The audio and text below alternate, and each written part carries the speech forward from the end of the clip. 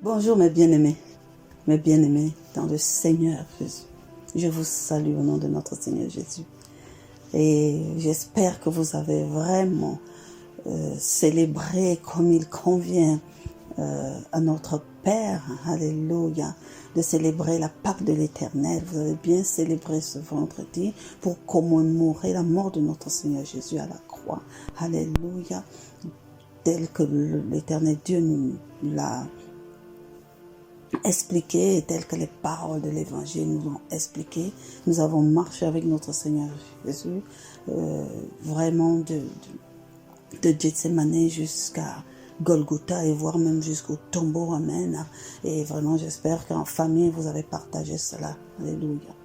Donc maintenant, nous allons poursuivre vraiment notre marche de la Pâque à la Pentecôte. Alléluia. Donc, nous avons achevé, gloire à Dieu, la première partie de cette marche qui démarrait le premier jour du mois de Nissan, le 2 avril, et qui va s'achever le 5 juin, le jour de la Pentecôte. Alléluia. La première partie, c'était les 13 premiers jours, plus le jour de la Pâque que nous avons intitulé « Œuvre à ta liberté ». Et vraiment, chaque jour, nous avons prié et avec ce que nous enseignaient les événements des 10 plaies d'Égypte, l'offrande des princes et la marche de notre Seigneur Jésus, les jours qui ont précédé, alléluia, sa mort à la croix. Amen. Donc cette partie est achevée. Nous avons été à la croix du Calvaire, c'est le 14e jour, comme les Écritures nous le disent. Et maintenant que nous concède le Père pour les jours à venir, rendu à ce 14e jour, dans notre programme, nous sommes vraiment de la Pâque à la Pentecôte et de la Pâque le jour de la mort de notre Seigneur Jésus. Au jour de la Pentecôte, il s'est écoulé 50 jours. 50 jours, alléluia. Et les 50 jours qui nous restent à égrener, vraiment, sont d'une importance vraiment capitale. Parce que 3 événements, je vais dire même 4 événements majeurs, en y comptant encore la mort de Jésus à la croix du Calvaire. Donc, 3 jours, dans quelques jours, la résurrection de notre Seigneur Jésus, l'ascension de notre Seigneur Jésus et la Pentecôte, alléluia, là où nous recevons, les apôtres et les disciples reçoivent la grâce du consolateur, la venue du consolateur, la puissance du Saint-Esprit. Alléluia. Ces 4 grands événements, nous allons les marquer par des temps. Et entre ces événements, nous allons prendre le temps qu'il faut pour pouvoir vraiment comprendre les Écritures et s'en inspirer, alléluia, pour être nourri davantage et pour rentrer pleinement dans la liberté que nous promet notre Père par Jésus-Christ notre Seigneur et notre Roi. Amen. Donc, la parole de Dieu nous dit ceci. L'Éternel Dieu continue à donner des instructions à son peuple. Vous savez que l'instruction de la Pâque, qui est une loi perpétuelle, a été donnée dans le livre d'Exode, depuis le verset 12, a été donnée dans le livre d'Exode 12 à Moïse pour le peuple. Et il disait, vous ferez cela. Donc c'était une loi qui s'inscrivait à perpétuité dans leur vie. C'est-à-dire vous célébrerez, ça ne se passait pas seulement pour cette saison-là. Il leur montrait ce qu'il y avait à faire et qu'ils feront d'année en année à cette période. Alléluia. Et il donnait des instructions précises. Le premier mois, le 14e jour du mois, au soir, vous mangerez des pains sans levain, jusqu'au soir du 21e jour. Alléluia. Rien n'est inventé. Vraiment, on n'invente rien là-dedans. C'est une instruction que le Père donne. Il dit, vous célébrerez la Pâque de l'Éternel. En faisant ceci, vous célébrerez la Pâque de l'Éternel, c'est-à-dire la délivrance que je vous accorde et le fait que j'ai instauré la Pâque de l'Éternel pour que vous soyez épargnés de la mort. Vous célébrerez cela. Vous célébrerez cela pendant 7 jours. À compter du jour où vous aurez réalisé cette Pâque jusqu'à 7 jours plus tard. Donc du 14e au 21e jour, alléluia, vous, pendant ces 7 jours, il ne se trouvera point de levain dans vos maisons, car toutes les personnes qui mangeront du pain levé sera retranchées de l'assemblée d'Israël, que ce soit un étranger ou un indigène. Vous ne mangerez point de pain levé dans toutes vos demeures. Vous mangerez des pains sans levain. Vous mangerez des pains sans levain. Alléluia. Amen. En ce qui concerne cette période, voilà les instructions. Je vous ai déjà dit, certes, nous fonctionnons avec le Saint-Esprit aujourd'hui par la grâce de notre Père, en Jésus-Christ notre Seigneur. Nous avons reçu à la Pentecôte le Saint-Esprit de Dieu. Et notre Seigneur Jésus mort à la croix du Calvaire fait de nous des êtres spirituels, fait de nous les enfants de Dieu. Aujourd'hui, nous sommes appelés plus à faire les choses de manière charnelle seulement. Et il ne s'agit plus vraiment d'aller faire des sacrifices d'animaux et tout, car Jésus-Christ, notre Seigneur et notre Roi, est devenu la Pâque de l'Éternel. Mais c'est tout ce qui animait le cœur de notre Père et qui entourait ce processus-là nous incombe spirituellement d'être suivis. Alléluia. Mais de quoi est-ce que le Seigneur parle quand il évoque le pain sans levain? Nous savons que la parole de Dieu nous dit que le levain, c'est l'hypocrisie. C'est l'hypocrisie. Et qu'est-ce que l'hypocrisie en réalité? C'est tout ce qui nous éloigne de la vérité. C'est tout ce qui veut dissimuler le mensonge. Et vous savez que l'Éternel, notre Dieu, vraiment a horreur du mensonge. Pourquoi? Parce qu'il est le Dieu de la vérité. Amen. Donc il nous invite dans cette période-là vraiment à travailler correctement notre nature, à travailler véritablement notre état d'esprit, à travailler véritablement notre disposition de cœur dans la vérité de son alliance, dans la vérité de ce qu'il est en train de déposer dans nos vies. Alléluia. Et c'est important que nous fassions cela. En tout temps même, vraiment, mais en cette période-là encore, beaucoup plus que les autres. Donc nous allons marcher comme ça spirituellement, dans cette quête de repositionnement et de vérité en notre Seigneur Jésus-Christ. Alléluia. Et c'est 7 jours, amen, le peuple de Dieu avait sa façon dans le temps de Moïse de célébrer cela. Nous aujourd'hui en Jésus-Christ, et ce que moi j'ai reçu du Saint-Esprit, vraiment je veux le partager avec vous, et nous aborderons cette période de cette manière-là. Vous savez, lorsque la nuit de la Pâque, lorsque à la tombée du soir, l'agneau a été immolé et les linteaux ont été badigeonnés tel qu'on l'Éternel avait dit. La parole de Dieu dit dans Exode, dans Exode 12, que la 10e plaie s'est abattue. 12 à partir de son verset 29, la 10e plaie s'est abattue parce que la mort est passée, alléluia, et est passé par-dessus les maisons qui avaient les linteaux badigeonnés de sang. Donc le sang avait joué son rôle. Le sang avait joué son rôle de préservation, joué son rôle de protection, mais avait atteint tous les premiers-nés qui n'avaient pas été couverts par le sang. Alléluia, de l'agneau immolé. Amen. Fussent-ils juifs ou fussent-ils égyptiens, tous les premiers-nés sont partis. Ceux même du peuple juif, qui n'était pas en obéissance de la parole, qui n'avait pas suivi les instructions de Moïse, était tombé sous le coup, alléluia, de cette 10e plaie. Amen. Gloire à Dieu que tout le peuple a été obéissant. Et j'espère, nous on nous demande d'obéir à notre Seigneur Jésus-Christ. Nous on nous demande d'obéir à la parole de Dieu dans nos vies. Amen.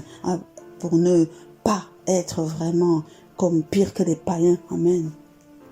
Donc, la 10e plaie s'est abattue et Pharaon, voyant cela, s'est hâté de dire, dites à ces Juifs, dites à Moïse de prendre son peuple, tout ce qu'ils veulent, de prendre même leurs biens et de partir rapidement, qu'ils dégagent de mon territoire, qu'ils dégagent de mon pays. Le Seigneur les avait prévenus, vous partirez à la hâte, vous partirez rapidement. Dès que Pharaon aura ouvert la bouche pour dire partez, partez sans attendre et récupérez à vos voisins des vases d'or, des vases d'argent, etc.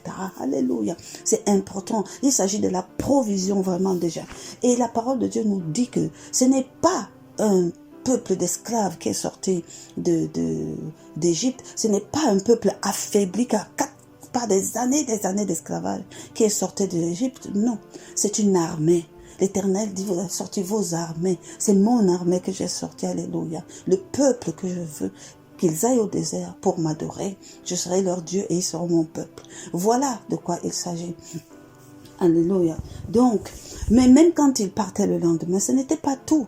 Même quand ils partaient à la hâte, ils avaient toujours une crainte que Pharaon revienne sur sa décision, ou que Pharaon réutilise ses armées, etc. Donc, ils avançaient, mais en regardant toujours à l'arrière, s'ils n'étaient pas suivis, etc. Et nous savons que c'est ce qui est arrivé. Pharaon les a suivis. Alléluia. Pharaon l'a continué à le suivre parce qu'il a été pris de remords encore. Il les a suivis. Et au bord du Jourdain, ils se sont engouffrés dans dans le Jourdain pour traverser la mer Rouge. Pardon, ils sont engouffrés dans la mer pour traverser la mer. Et la puissance de Dieu a agi par le bras de Moïse pour ouvrir la mer, les faire traverser, et comme Pharaon s'entêtait à les poursuivre, la mer les a engloutis, et jusqu'à ce que le peuple soit de l'autre côté. Amen. Jusqu'à ce que le peuple soit de l'autre côté. Amen. Complètement, il ne se sentait pas en sécurité. Et là, dans cette traversée, il revivait de nouveau. Alléluia. C'est exactement de ça qu'il s'agit. Nous, aujourd'hui, notre Seigneur Jésus est mort à la croix, nous le commémorons. Il est entré dans les profondeurs. Il a été mis au tombeau. Et il est entré dans les profondeurs. Alléluia. Et même à ce moment, les apôtres ignoraient ce qu'il en était pour eux. Eux, ils étaient morts. Mais nous savons, nous, par la suite, que notre Seigneur Jésus, qui avait annoncé sa résurrection au bout de 3 jours, a ressuscité effectivement. Amen. Donc, il y a aussi ce processus que nous sommes dans l'attente de cette résurrection avec notre Seigneur Jésus. Nous sommes dans ce processus avec notre Seigneur Jésus. Mais l'Éternel dit dans sa parole, quand vous serez sortis à partir du moment où vous aurez reçu le top départ de votre machin, pendant 7 jours, alléluia, restez dans cet état d'esprit de célébration. Alléluia. Restez dans cet état d'esprit de célébration.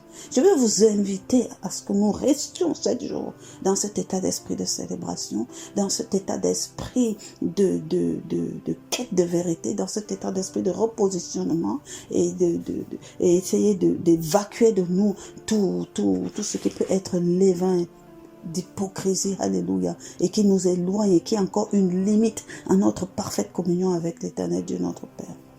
Et pendant les 7 jours donc qui démarrent au 15e jour où nous sommes aujourd'hui jusqu'au 21e jour, alors nous sommes appelés à faire quoi? Le Saint-Esprit m'amène à ce que nous parcourons, nous essayons pas à pas chaque jour à comprendre une facette de l'œuvre à la croix de notre Seigneur Jésus. À comprendre une facette de l'œuvre à la croix de notre Seigneur Jésus. Que s'est-il réellement passé? Qu'est-ce qu'on entend par la notion de rachat? La parole de Dieu nous dit beaucoup de choses. La parole de Dieu nous parle de rédemption, nous parle de sang, nous parle de racheter. La parole de Dieu nous parle de salut. La parole de Dieu nous parle de réconciliation, du ministère de réconciliation avec l'Éternel. La parole de Dieu nous parle de ces choses. La parole de Dieu nous parle de la nouvelle naissance. La parole de Dieu nous parle de l'identité du chrétien que nous sommes devenus, de l'enfant de Dieu, etc. Qu'est-ce que ça signifie, ces notions? Vraiment, prenons le temps, chaque jour, à creuser dans un aspect, alléluia. Bien sûr que dans le 3e jour, nous nous attarderons sur la notion vraiment de la résurrection, alléluia, nous nous attarderons sur cette notion de l'identité de chrétiens. Qu'est-ce que nous faisons puisque nous mourons en Christ et nous renaissons, alléluia. Jésus-Christ, notre Seigneur et notre Roi, comme enfant de Dieu. Oh, Rabasheke. Donc voilà ce que nous allons faire pendant ces 7 jours, alléluia, au fur et à mesure. Gloire à Dieu. Et après ces 7 jours, amen, nous allons nous positionner. Il y aura 33 jours qui vont nous séparer du jour de l'ascension de notre Seigneur Jésus. Et ces jours, 33 jours qui ont suivi, ne sont pas vains, ne sont pas oasis. Parce que figurez-vous que quand notre Seigneur Jésus a ressuscité, il n'est pas monté au ciel tout de suite. Il n'a pas été enlevé tout de suite pour monter au ciel. La parole de Dieu nous décrit ses apparitions, nous décrit le fait qu'il a rencontré les apôtres, nous décrit qu'il a été reconnu. Mais pendant tout ce temps, il enseignait le peuple. Il enseignait. Moi j'appelle cette période la période de la remobilisation. Parce qu'après la résurrection, après la croix, je vous assure, il y a eu des bandades dans le corps des disciples, des bandades, personne ne comprenait rien du tout, à l'instar des disciples d'Emmaüs, personne ne comprenait rien, les apôtres même, etc. Donc Jésus-Christ a eu besoin de venir vraiment, de rester là et de remobiliser ces troupes, Il y a des prières aussi qui se sont élevées au Père pour pouvoir redonner une nature, pour pouvoir remettre en confiance au peuple. Paul même était déjà allé redevenir pêcheur de poissons. Il avait oublié que le Seigneur lui avait demandé d'être pêcheur d'hommes. Alléluia. Toutes ces choses sont fondamentales pour nous. Nous avons besoin d'être remobilisés. Nous avons besoin d'être recentrés. Alléluia. Sur les objectifs de Père. Et pendant toute cette trajectoire, la Bible est riche, je vous assure. Nous allons travailler des points au fur et à mesure pour pouvoir nous enrichir de ça jusqu'au jour où sur la place de la mer Tibériade, il est enlevé devant les apôtres en donnant des instructions formelles pour sa mission et en demandant à ses disciples d'attendre, de ne pas sortir jusqu'à recevoir ce que le Père a promis d'envoyer. Et c'est ainsi que nous passerons les 10 jours d'attente entre l'ascension et la Pentecôte. Alléluia. Et nous allons aussi voir dans ce que la Bible nous dit, ce que la Bible nous enseigne. Nous allons parler profondément du Saint-Esprit qui est attendu. Ce sera l'occasion vraiment de s'ouvrir et d'être dans l'attente, d'être vraiment encore chargé, alléluia, et de recevoir les dons spirituels du Saint-Esprit. Amen. Donc, voilà un peu le programme qui nous attend pendant tout ce temps. Et je vous invite, mes bien-aimés, vraiment à rester connectés à cette marche. Alléluia. Pour que nous sortions vraiment vainqueurs de cela, équipés, alléluia, et libérés de toutes les entraves, pour entrer dans vraiment une plénitude d'œuvre avec le Père, une plénitude de vie en notre Seigneur Jésus. Alléluia. Gloire soit donnée à l'Éternel Dieu notre Père. Donc, en ce jour 15, on va se rendu au jour 15 donc de notre marche de percée. Alléluia. Et aujourd'hui, particulièrement, nous l'avons intitulé au tombeau. Le Seigneur Jésus est mort à la croix. Il a été enseveli. Il est descendu dans les abîmes. Il est descendu dans les ténèbres. Mais quand la lumière descend dans les ténèbres, qu'est-ce qui se passe? Il se passe des choses. La parole de Dieu nous parle. Aujourd'hui, nous allons vraiment étudier l'œuvre à la croix du Christ. Et nous avons étudié aujourd'hui, demain, 2 points principaux. Nous allons étudier aujourd'hui le rachat, la rançon et la rédemption. Alléluia. Et demain, nous allons vraiment étudier la notion de la chair et du sang. Alléluia. Soyez bénis en notre Seigneur Jésus-Christ. Alléluia. Je vous invite à écouter le message qui va suivre vraiment. Et laissez-vous conduire par le Saint-Esprit. Saisissez les temps forts, saisissez la révélation qui vous est donnée pour pouvoir prier encore. Alléluia. Et vous positionner devant l'Éternel de notre part. Posséder, alléluia, ce que Christ notre Seigneur a fait à la croix pour nous. Amen, amen, amen. Et demeurez bénis en Jésus-Christ notre Seigneur. Quant à moi, je vous dis à demain. Shalom.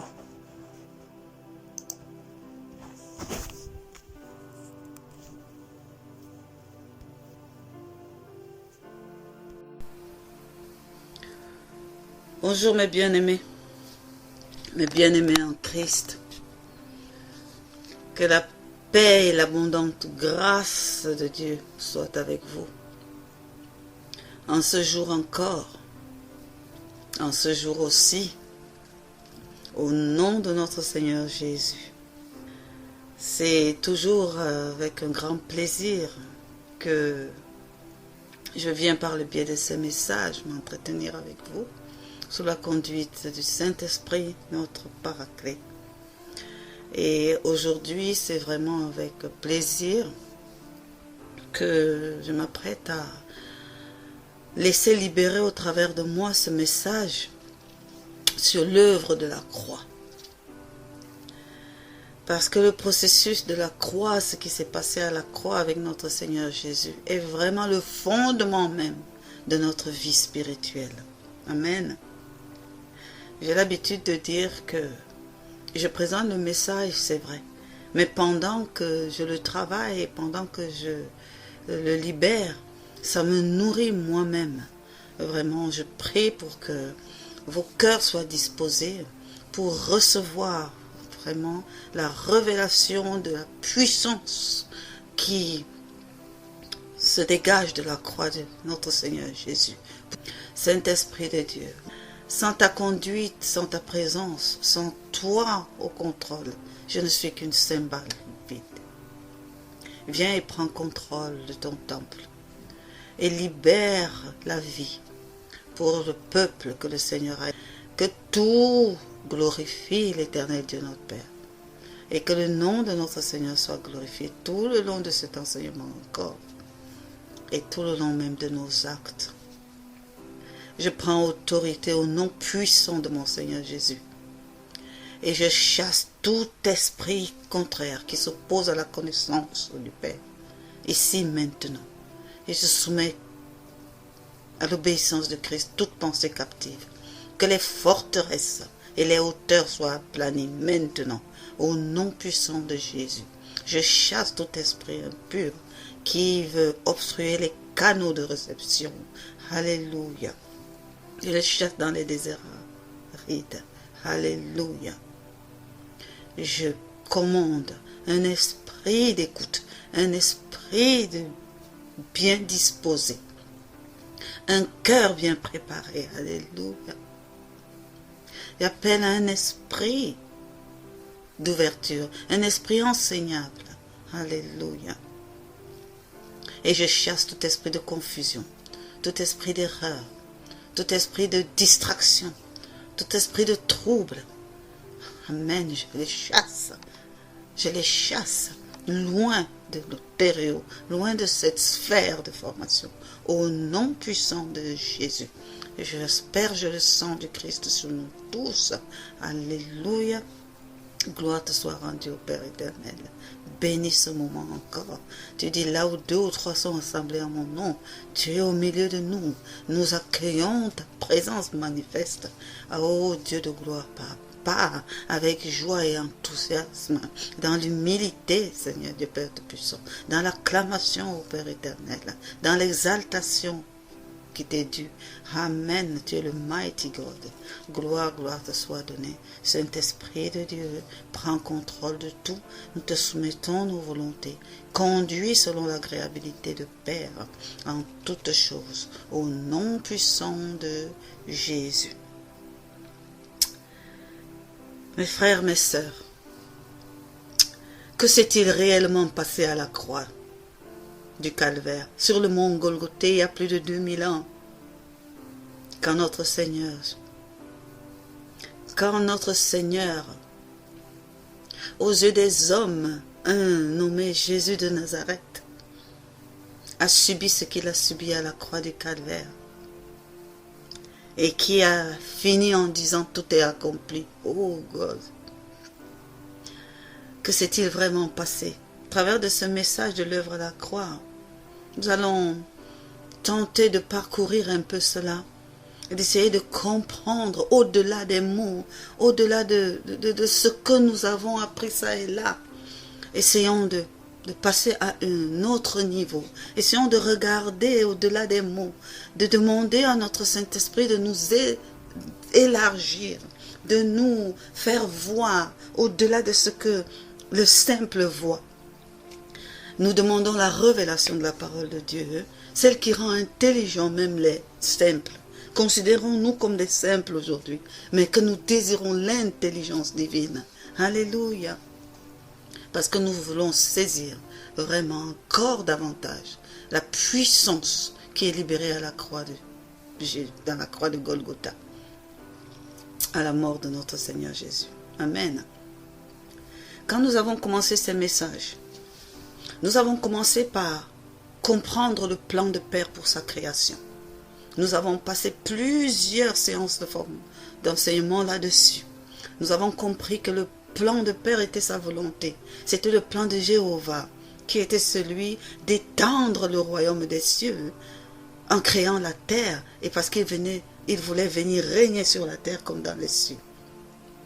Et nous avons aussi compris le plan de Dieu Elohim, celui qui était le désir de son cœur, l'expression de son amour, qui était de faire des hommes son peuple et de lui-même être leur Dieu. Être pour les hommes celui qu'ils aiment, celui qu'ils adorent, celui devant lequel ils se prosternent, celui de qui ils attendent tout, celui de qui ils ont crainte et celui qu'ils servent. Nous avons vu les deux dimensions, ces deux dimensions d'attente qui étaient caractérisaient le plan de Père pour sa création. Le Saint-Esprit nous a amenés à comprendre ce qu'était le royaume des cieux. Ça nous a pris plusieurs semaines aussi, alléluia. Nous avons été richement bénis par ces messages. Le royaume des cieux que les prophètes ont annoncé depuis, que l'apôtre Jean, que le prophète Jean-Baptiste est venu vraiment clamer, annoncer et préparer les gens pour pouvoir y avoir accès. Et que notre Seigneur Jésus lui-même est venu le manifester au milieu de nous. Parce que les œuvres que notre Seigneur Jésus manifestait pendant son ministère terrestre, il nous montrait la dimension du royaume des cieux. Et en allant à la croix du Calvaire, il nous a invités à entrer dans ce royaume. Nous avons déjà vu ces deux étapes. Mais pour que nous puissions entrer dans ce royaume, pour nous donner la possibilité et l'opportunité d'entrer dans ce royaume, Jésus-Christ avait, de la part de son Père, de la part de Dieu, une mission spéciale à accomplir. Une œuvre divine ordonnée par le Père. C'était l'acte de sacrifice suprême et ultime pour la rédemption de l'homme. Et cet acte devait être accompli afin que nous puissions entrer dans le royaume des cieux et permettre donc l'accomplissement du plan de Père qui était celui de venir régner. Alléluia. Ce plan de sauver la créature et le ramener à lui, ce plan qui a trouvé vraiment son expression, son accomplissement à la croix du Calvaire, date de depuis l'origine, date de depuis le jardin d'Éden. Nous l'avons vu quand on étudiait le plan. Date de depuis le jardin d'Éden. C'était un accomplissement parce que ça avait commencé depuis l'origine. Quand on étudiait le plan de Dieu pour la création, je vous ai dit que quand Adam et Ève avaient péché, quand ils avaient succombé à la tentation de l'ennemi, de Satan, et qu'ils avaient péché, on les avait chassés du désert. Et ils ont occupé le reste de la terre qui n'était pas façonné comme le jardin d'Éden. Parce que le jardin d'Éden était l'image, était le modèle de la terre que Dieu voulait nous donner. Mais Dieu ne les a pas laissés partir comme ça. Dieu avait en lui de pouvoir rattraper la situation. Et il a fait dans le jardin d'Éden l'acte du premier sacrifice. Il a sacrifié un agneau et il a couvert par le sang, par les peaux. Il a rhabillé Adam et Ève avec les peaux de bête ensanglantées. Parce que, comme nous le verrons un peu plus en détail plus tard, la vie, il y a de la vie dans le sang. Dans la création de Dieu, il a mis la vie dans le sang. Il y a de la vie dans le sang. Mais à ce moment-là, il pouvait protéger l'homme et la femme, Adam et Ève, sa création, que par le sang d'animal. Donc par la vie de l'animal. Il l'a sacrifié et il l'a mis sur eux. Mais l'animal n'a pas été fait à l'image et à la ressemblance de Dieu. L'animal n'a pas reçu le souffle divin. L'animal n'est pas la création de Dieu qui avait sa préférence. C'est l'homme qui avait la préférence de Dieu. C'est l'homme que Dieu a voulu établir sur la terre et voulait venir collaborer, s'unir avec lui pour régner. Mais il avait aussi soufflé, vous vous souvenez, soufflé dans les animaux. Et il a protégé l'homme avec ça. Mais c'était une protection de petite nature. Et c'est pour ça que c'était un acte qui devait être répétitif. C'était un acte qui devait se répéter quotidiennement. D'où les sacrifices d'animaux en sacrifice d'animaux, de sacrifice d'animaux en sacrifice d'animaux, pour pouvoir préserver cette protection précaire. Alléluia. Mais c'était déjà le plan de Dieu. Et ça s'est poursuivi comme ça, de génération en génération, de génération en génération, jusqu'à l'arrivée de notre Seigneur Jésus. Figurez-vous que, même quand Moïse arrive avec la loi, on ne fait pas, c'est pas le premier sacrifice qu'on est en train de faire. Caïn et Abel, on a une histoire déjà. Et même quand toute la création a été détruite par le déluge, Noé, quand il est sorti de l'arche, la première chose a été de faire un sacrifice. Vous vous souvenez? Ça veut dire que Noé était déjà habitué à cet acte. On n'a pas eu à réexpliquer à Noé. Les hommes le pratiquaient déjà. Alléluia. Mais cette protection était petite, faible. Elle était transitoire, temporaire. Et il fallait que des choses se passent.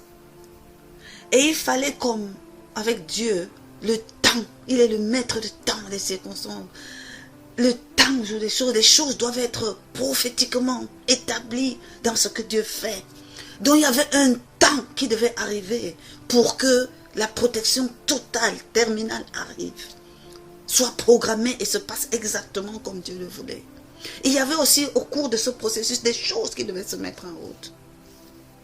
Ce qui est particulier, c'est que Satan, vous savez, je vous ai déjà expliqué que Satan c'était Lucifer et c'était l'ange le plus gradé au niveau des cieux. Il était au courant de beaucoup de choses, notamment même le plan de Dieu pour sa création, puisque Dieu les a pris pour partenaires. C'est tout le royaume des cieux qui devait être impliqué dans la création de la terre. Il leur avait dit beaucoup de choses et ça a même suscité leur jalousie.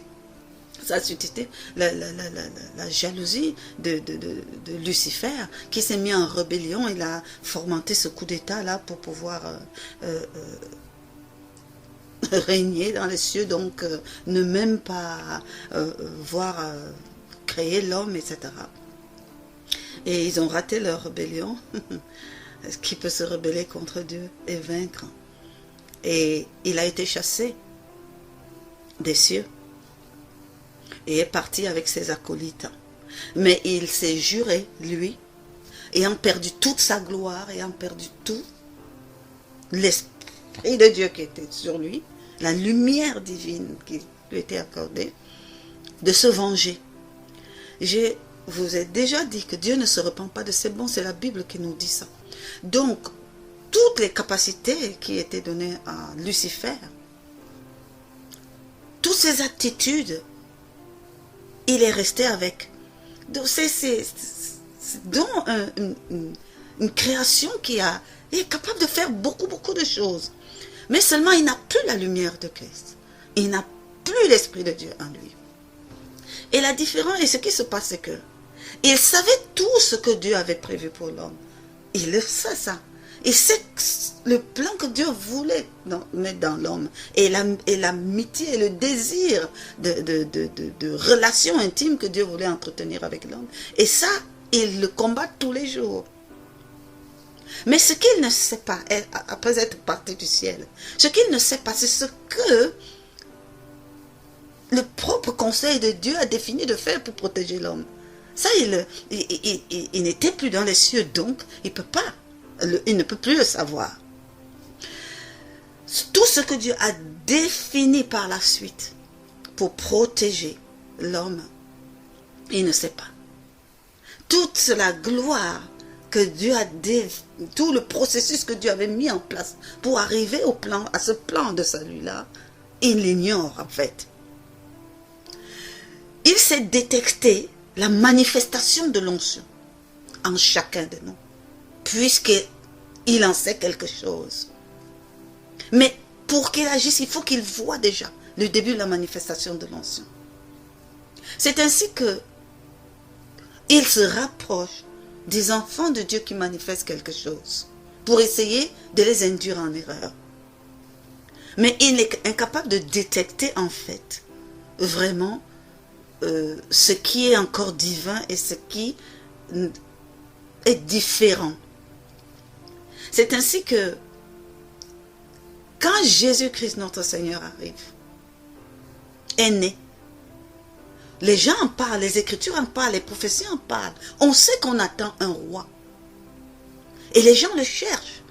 Même Hérode, un homme jaloux, tout simplement, a entendu qu'un roi devait arriver dans le territoire sur lequel il régnait. Et ce roi-là, les gens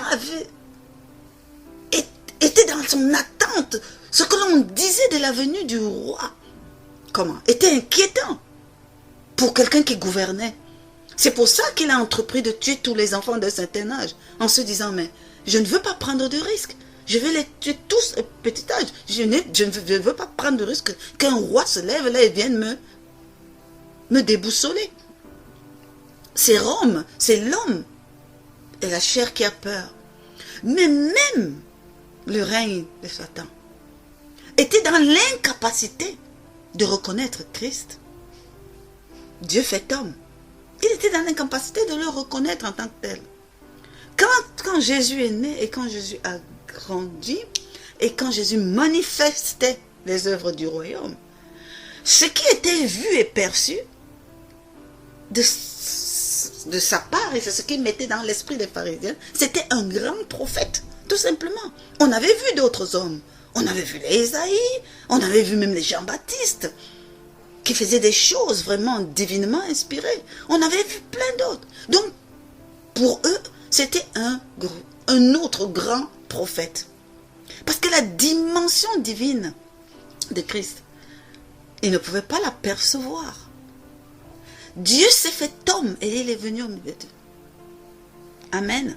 Ce que je vous donne comme explication là est important car nous allons aborder ça plus tard. Amen.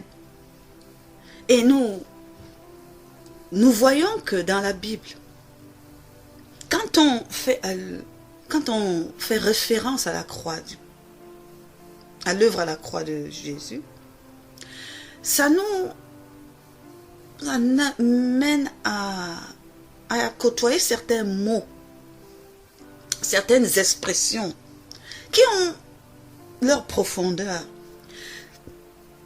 Des mots comme rédemption, rédempteur, salut, payer la rançon, être racheté, réconcilié à Père, manger la chair, boire le sang de Jésus, le sang de l'alliance, perdre sa vie pour vivre, triompher de la mort et du péché, se couvrir de nos péchés, se charger de nos iniquités, descendre aux enfers, passer de la mort à la vie, porter sa croix et suivre. Toutes ces notions s'attachent à l'œuvre à la croix de Dieu.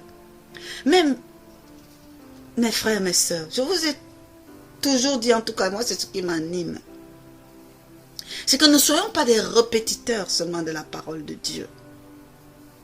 Ne récitons pas seulement des versets parce que nous les avons bien retenus. Parce que quand on récite sans avoir compris, sans être allé prendre la quintessence et de pouvoir jouir vraiment de l'impact de ça dans nos vies, nous ne sommes que des réciteurs. Mais soyons des proclameurs de la parole de Dieu. Parce qu'une proclamation implique une compréhension de la parole de Dieu. Une proclamation implique une possession de cette parole de Dieu. Alléluia. Et c'est ça qui révèle qui reflète la dimension de la révélation. Cherchons la révélation. C'est notre Saint-Esprit qui a pour rôle de nous révéler la parole de Dieu. Mais nous devons avoir le désir d'avoir cette révélation. Nous devons la lui demander, commander. Nous voulons la révélation de cette parole, de ces mots. Nous voulons les comprendre à une autre portée. Amen. Et le Saint-Esprit le fait. Je vais partager avec vous, moi, ce que j'ai reçu en parcourant cette œuvre de la croix. En étudiant diverses notions, je vais essayer, Saint-Esprit de Dieu, oui, va pouvoir le libérer au travers de moi.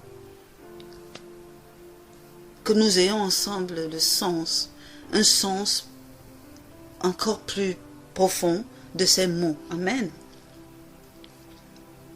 Le premier aspect de ces mots, c'est celui de rédemption et rédempteur. Parce que il y a des mots qui ne se sont dits que dans le Nouveau Testament. Parce que c'est rattaché vraiment au moment de Christ. Mais il y a des mots qui se sont dits tout le long de la Bible. Je vous disais que le plan de rachat de Dieu date depuis le jardin d'Éden. C'est comme le mot rédempteur. C'est un mot qui est beaucoup utilisé dans l'Ancien Testament aussi. C'est un mot que le prophète Ésaïe a utilisé énormément. Et nous savons que le prophète Ésaïe, c'est le prophète messianique. C'est au travers de sa bouche que l'Éternel a libéré la prophétie de la venue du Messie. C'est à travers de la bouche du prophète Ésaïe que la perspective du salut d'un sauveur qui viendra et qui libérera est sortie. Nous le savons tous. Et le mot rédempteur est beaucoup sorti aussi. Dans les psaumes de David aussi. Même dans les gémissements de Job. Beaucoup. Mon Dieu est mon rédempteur. Mon Dieu est mon rédempteur. Mon rédempteur est le Saint d'Israël. Alléluia. Rédempteur et rédemption. Qu'est-ce que ça signifie? Qu'est-ce que ça signifie? C'est un terme que l'on traduit comme étant un acte de libération. Une rédemption est un acte de libération qui est effectué suite à un paiement d'une rançon. Et la rançon, c'est le prix que l'on paye à quelqu'un pour récupérer ce qui est à toi. Le mot rançon s'utilise quand on fait des enlèvements, par exemple. Je te dépossède de quelque chose qui est à toi. Désormais, je prends et j'exerce dessus ma force de rétention. Et pour que toi, tu puisses le récupérer, tu dois me payer une rançon. Tu dois payer un prix que je t'exige pour récupérer ce qui est à toi. C'est important de comprendre cette nuance pour comprendre l'œuvre à la croix. Un acte de libération effectué suite au paiement d'une rançon. C'est ça une rédemption. C'est ça l'acte de rédemption. Quand on dit que Dieu est mon rédempteur, ça veut dire que Dieu, non seulement tu lui appartenais, mais quelqu'un se l'est pris de force. Et c'est ce qui s'est passé au jardin d'Éden. Satan a pris la créature de Dieu de force, en trompant Adam et Ève, et en les poussant à la désobéissance. Il les a fait se déconnecter de l'encre de Père de Dieu pour passer sous sa coupe. Et dès lors, Dieu a voulu les libérer. Dieu a voulu les récupérer. Mais pour les récupérer, il faut qu'ils payent une rançon pour les récupérer. Vous comprendrez pourquoi il est nécessaire de payer une rançon pour récupérer. Parce qu'il y a une puissance dans le paiement de la rançon. Parce que si Dieu utilise aussi la force pour aller les récupérer, la vie et la puissance qui est rattachée à l'acte de paiement de la rançon ne se fera pas. On va y revenir. Que l'Esprit de Dieu dispose vos cœurs à l'entendement. C'est important. Donc, depuis l'Ancien Testament, les hommes reconnaissent en Dieu le Rédempteur. Ils savent qu'il y a un acte de rédemption en cours. Et Dieu a été ce Rédempteur-là. Pourquoi? Parce que depuis le Jardin d'Éden, je vous ai dit, il a sacrifié la première bête pour les couvrir du sang. Pour maintenir un semblant de vie en eux. Même comme ils étaient déjà happés par la mort. Et tout le long de la Bible, il y a eu ces sacrifices. Et la forme de sacrifice a évolué d'un cran à un autre moment de libération. Nous allons y revenir. L'acte de rédemption, je disais ici, comporte la délivrance. Comporte le fait qu'on quitte son propriétaire fictif. On quitte son geôlier. On quitte celui qui te maintenait avec lui contre nature. Parce que tu ne lui appartenais pas. La rédemption, c'est aussi l'exécution d'un droit de rachat. Quand on dit qu'il y a une rédemption, c'est qu'on est en train d'exécuter un droit de rachat. Nous avons parlé de rançon, nous parlons du droit de rachat. Oh mes frères, mes sœurs.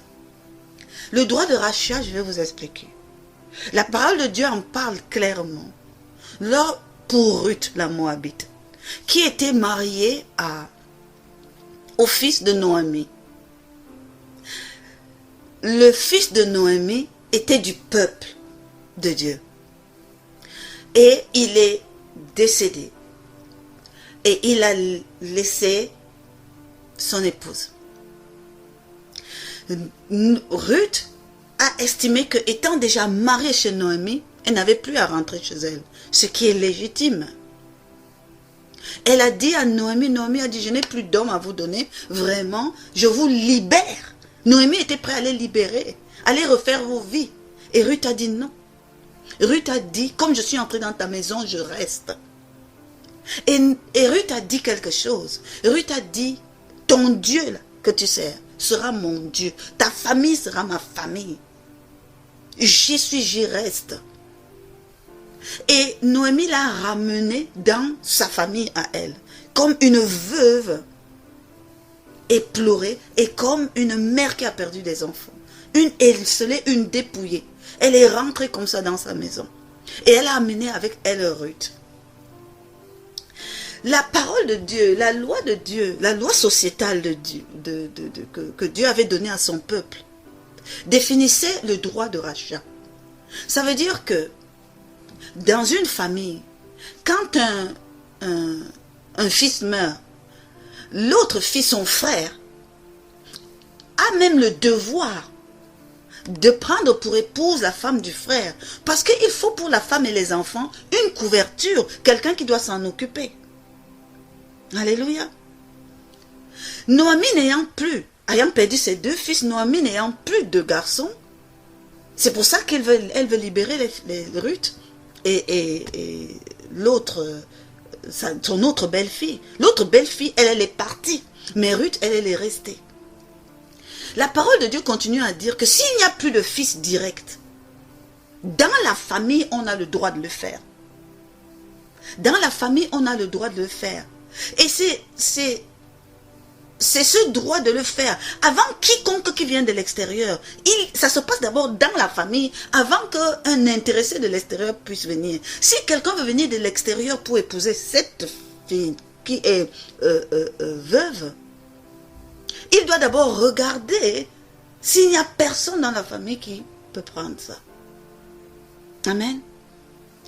Et Boaz, c'était ce droit de rachat. Donc, il s'avère que Boaz, qui était pas très proche, qui était de la famille, mais un peu un cousin éloigné, a d'abord regardé et demandé autour de ceux de la famille qui étaient proches, si personne ne voulait prendre Ruth comme épouse. Et comme personne ne s'est manifesté, lui, il a exercé son droit de rachat pour prendre pour épouse Ruth. Et quand on sait que Ruth, aujourd'hui, fait partie de la lignée qui a conçu Jésus, on dit gloire, gloire, gloire, gloire. Mais c'était un droit de rachat, c'est de ça que je voulais parler. Et on dit que la rédemption est aussi l'exécution d'un droit de rachat. C'est-à-dire quelque chose qui à l'origine pouvait t'appartenir, mais que quelqu'un d'autre avait pris. Tu as la possibilité de reprendre. C'est un droit légal dans la parole de Dieu. Et l'acte de rédemption là, l'exécution de ce droit de rachat là, Dieu en a usé. Satan est venu prendre quelque chose qui était à lui, par ruse. Mais Dieu s'est gardé le droit de son rachat. Dieu s'est gardé le droit de racheter sa création. Oh my God. Comprenez ça, dans le droit de rachat et le paiement de la rançon. Ce sont des actes spirituels qui étaient inscrits comme ça dans la justice de Dieu. Amen. Que Dieu a utilisé. Mais pour exercer ce droit de rachat, pour exécuter ce droit de rachat, et pour exécuter cette libération par paiement de la rançon, il a fallu du temps. Alléluia. Le temps où le Seigneur disposait les choses. Parce qu'il ne s'agit pas seulement de récupérer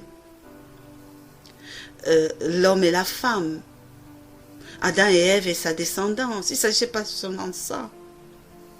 Il s'agissait que Dieu a d'autres lois. Le loi de sa pureté, le loi de sa sainteté.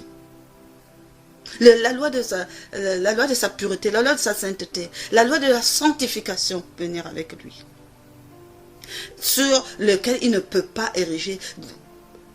Le royaume de Dieu est un royaume de justice. Il a ses règles de justice contre lesquelles lui-même il ne peut pas déroger. Donc il fallait aussi le temps pour que ces choses se mettent en place. Parce qu'il ne s'agissait pas seulement de reprendre Adam et Ève. Ils étaient souillés. Et ce qui est souillé n'est plus sain. Et si c'est plus sain, ça ne peut pas se rapprocher de Dieu. Donc il fallait en même temps que l'on doit exécuter une libération, en même temps que l'on doit exécuter un droit de rachat, il faudra s'assurer que cela puisse englober les lois de sainteté, les lois de pureté, les lois de sanctification, toutes ces lois-là. Et que le Seigneur reprenne quelque chose qui est saint pour pouvoir être réconcilié à lui. Amen. Gloire à Dieu. Et ce qui se passe dans le paiement de la rançon et l'exécution du droit de rachat, ça implique une libération totale. Ce processus-là entraîne une libération totale. Je récupère ce qui est à moi, mais entièrement, avec un effaçage du passé. C'est ce que l'on appelle une remission des péchés. L'acte de rédemption entraîne ça aussi. C'est ce que je vous disais, la loi de pureté et la loi doivent jouer de façon à ce que ce qui revient à Dieu soit comme à l'état d'origine. Alléluia. Sois comme à l'état d'origine et ne souffre plus d'aucune empreinte laissée par le kidnappeur. Et ne souffre plus d'aucune empreinte laissée par le faux propriétaire. Amen. Et c'est ce processus-là qui a connu son terme, son apothéose à la croix de Golgotha.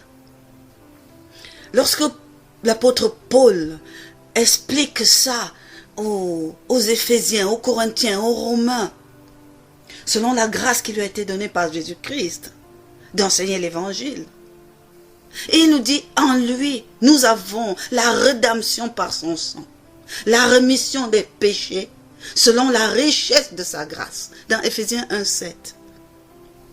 Dans 1 Corinthiens 15,3, il dit, je vous ai enseigné avant tout, comme je l'avais aussi reçu, que Christ est mort pour nos péchés, selon les Écritures.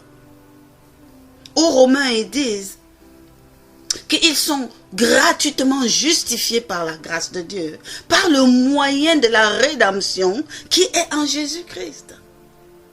Le moyen de la rédemption, c'est l'objet, c'est la monnaie d'échange de cette rédaction, de l'acte de libération, de l'acte d'exécution du droit d'achat. C'était Christ lui-même. Alléluia. Et Ésaïe disait déjà, bien avant que cet acte se pose, ainsi parle l'Éternel ton Rédempteur, celui qui t'a formé dès ta naissance. Notre Rédempteur, c'est celui qui s'appelle l'Éternel des armées, c'est le Saint d'Israël. Dans Ésaïe 47,4. Pourquoi? Parce que même au peuple, à partir de Moïse, quand il a donné sa loi, Dieu leur a vraiment démontré l'acte de rédemption qu'ils mettaient sur leur vie tous les jours. Ils savaient que les sacrifices qu'ils faisaient tous les jours avec sur l'agneau étaient un acte salvateur. C'était un acte pour leur rédemption. Qu'ils essayaient comme ça quotidiennement d'effacer leurs péchés et d'être maintenus en vie, malgré le fait que la mort que leur insufflait Satan depuis le péché d'Adam courait toujours. Amen. Dieu, dans son processus de rédemption, fait intervenir un autre niveau. Lorsque le peuple de Dieu est allé en esclavage en Égypte pendant 400 ans, et qu'après ces 400 ans, il avait promis qu'il les libérerait, et que les cris des enfants l'a rappelé à mettre en processus le plan de leur libération des griffes de l'esclavage de Pharaon. Il faut se dire une chose, c'est que le peuple étant en esclavage ne vivait plus vraiment aisément la communion avec leur Dieu. Il était même soumis quelque peu à suivre les dictats des dieux pharaons. Il faut dire les choses comme elles sont.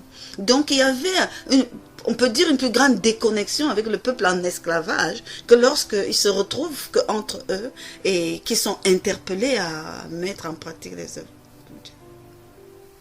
Et Dieu fait quelque chose. Dieu délivre son peuple et cette fois-ci, il veut aller beaucoup plus loin avec le peuple. Il veut vraiment se constituer un peuple, une armée avec laquelle il va aller loin. Parce que c'est avec Moïse qu'il établit un peuple vraiment à lui. Un peuple qui doit être son peuple et lui leur Dieu. Il entreprend à ce moment de passer vraiment. Parce que jusque-là, la Bible nous parle d'Abraham, la Bible nous parle d'Isaac, la Bible nous parle de Jacob, la Bible nous parle des tribus, des 12 enfants de Jacob, mais pas véritablement encore de tribus. Et là nous sommes à Joseph, et de Joseph on passe à l'esclavage. Donc il n'y a pas encore vraiment une ossature de tribus, véritablement. Joseph a déjà ses 12 enfants qui sont grands, les Ruben, les Simon, les Lévi et tout, dans le courant de la Bible. C'est parce que c'est avec Moïse qu'on établit vraiment règle des tribus et des autres, que l'on fait, que le Seigneur organise son peuple. Il ne faut pas perdre ça de vue. Donc, jusqu'à là, la relation avec Dieu était individuelle. Ça veut dire il y avait une relation Abraham-Dieu. Ensuite, une relation Isaac avec le Dieu de son père. Ensuite, Jacob avait le Dieu de ses pères, Abraham et Isaac. Jusqu'à ce qu'il soit Israël, qu'il prenne les 12 enfants et que de là sorte Joseph, qui va dans sa destinée en Égypte, en vue de pouvoir servir de pont pour prendre Jacob et toute sa tribu, pour les amener en Égypte au temps de la famine. Mais c'était un processus qui devait arriver, puisque l'esclavage là avait été prévu depuis le temps d'Abraham. Le peuple qui devait aller en esclavage, c'était déjà arrêté. Mais ça, c'est un autre sujet. Donc, ils sont allés en esclavage, ils ont passé les 400 ans. Mais vient maintenant un autre niveau de rédemption, un temps de rédemption. C'est toujours dans le plan de Dieu. Et nous connaissons l'histoire de Moïse, qui a dû partir en fuyant à 40 ans de l'Égypte, s'est retrouvé chez Madian, a épousé la fille de Madian, a fait une vie pendant 40 ans, et un matin, en allant paître le troupeau, comme il avait l'habitude de le faire, il a croisé Dieu. Il a croisé le buisson ardent. Et Dieu lui a dit, voici venu le jour où tu dois aller faire ce pourquoi je t'ai préparé. Alléluia. Donc, quand Moïse revient donc pour délivrer le peuple en Égypte, il n'a qu'un seul message. Libère le peuple de Dieu, afin qu'il aille adorer l'Éternel dans le désert. Voilà le but pour lequel il prend. Et quand finalement, après les 10 plaies et tout ça, le peuple de Dieu est délivré, la parole de Dieu nous dit que l'on présente ce peuple, c'était pourtant des fatigués, des vieillards, des gens en haillons, des enfants qui couraient, des femmes. Il l'a préparé comme une armée. Il a dit, voilà mon armée qui est debout. Alléluia. Voilà mon armée qui est debout. Et ils vont aller dans le désert pour me louer. Et il les a fait prendre le détour, au lieu de les faire traverser les Philistins, qui était le chemin le plus court pour arriver à Canaan, qui était leur destination. Il a dit, ils sont tellement fragiles, ils sont tellement que s'ils sortent de l'esclavage, je les oppose directement à une guerre, ils vont même fuir pour rentrer chez Pharaon.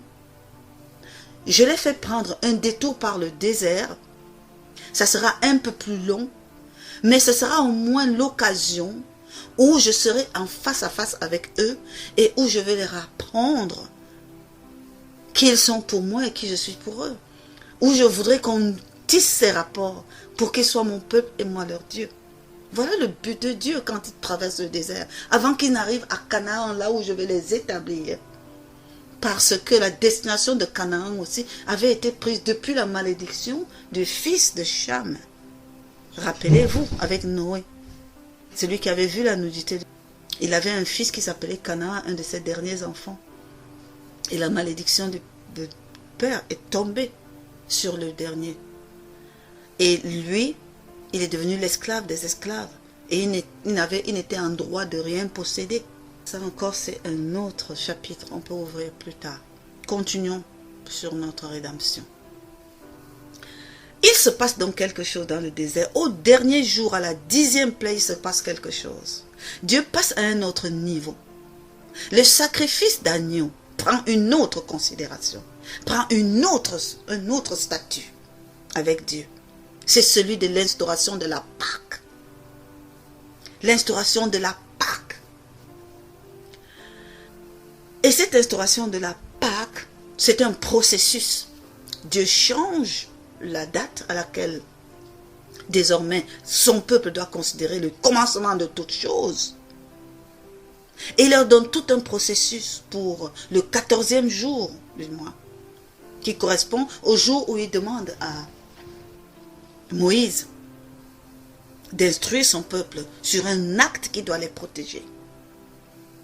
Parce qu'il a décidé, l'Éternel, de sévir fermement contre Pharaon et le peuple, et les dieux de Pharaon, et de démontrer qu'il est le Dieu, le vrai Dieu.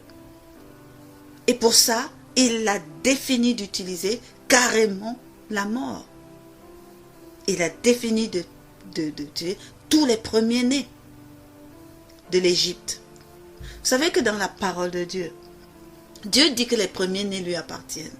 Il a dit ça depuis. Les premiers-nés sont à lui. Donc quand tu es son ennemi, quand il dessine tes premiers-nés, c'est pour t'enlever toute assistance à toi. Donc en dessinant les premiers-nés d'Égypte, il ôte au faux Dieu de Pharaon et à Pharaon lui-même toute une armée. C'est comme si on te vidait de ce qui pouvait être ton soutien, en gros ta main d'œuvre. Et il a décidé de faire cela. Mais la mort n'a pas d'amis. La mort, quand elle arrive, elle touche tout. Et c'est pour ça que dans cette mort, parce qu'il faut voir dans cette mort déjà l'œuvre de Satan, l'œuvre du mal, qui ne fait pas de distinction, il frappe. Et Dieu définit ce jour-là la protection de ceux qui sont à lui et qui lui obéissent.